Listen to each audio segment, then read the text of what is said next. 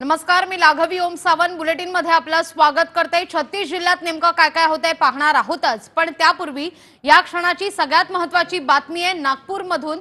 नागपूरच्या हिंगणा एमआयडीसीत कंपनीला आग लागलेली आहे। फर्निचर बनवणाऱ्या या कंपनीला भीषण आग लागली आहे। लाकडाचा हा मोठा साठा असल्याने आगीने रौद्र रूप धारण केल्याचं दृश्यांमधून स्पष्ट होतंय। आगीवर नियंत्रण मिळवण्याकरता अग्निशमन दल इथं प्रयत्न करताना सुद्धा पाहायला मिळत आहे। याच विषयी अधिक माहिती घेण्यासाठी थेट जाऊया आमचे प्रतिनिधी आहेत त्या ठिकाणी सुनील ढगे यांच्याकडे। सुनील, काय अधिक माहिती या संदर्भात? आगीवर नियंत्रण मिळवण्यात कितपत यश येत आहे, काय परिस्थिती आहे?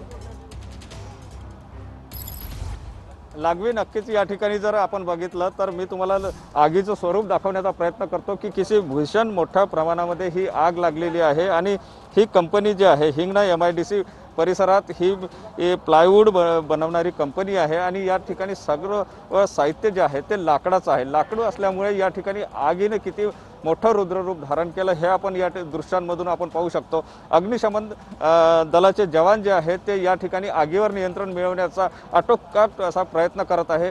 या ठिकाणी जर बघितलं तर पोलिसांनी सुद्धा मोठ्या प्रमाणात बंदोबस्त लावलेला आहे, कारण या ठिकाणी लोकांची गर्दी होता कामा नये या दृष्टिकोनातून सुद्धा प्रयत्न आहे।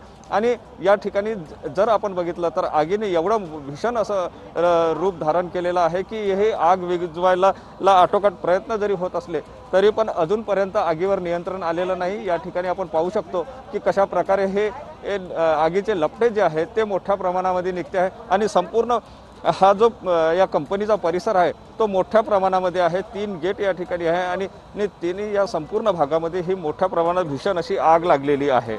निश्चित सुनील, धन्यवाद। तुम्ही दिलेल्या एकूणाचा सविस्तर माहिती करता तुमच्याकडून अपडेट घेतच राहा।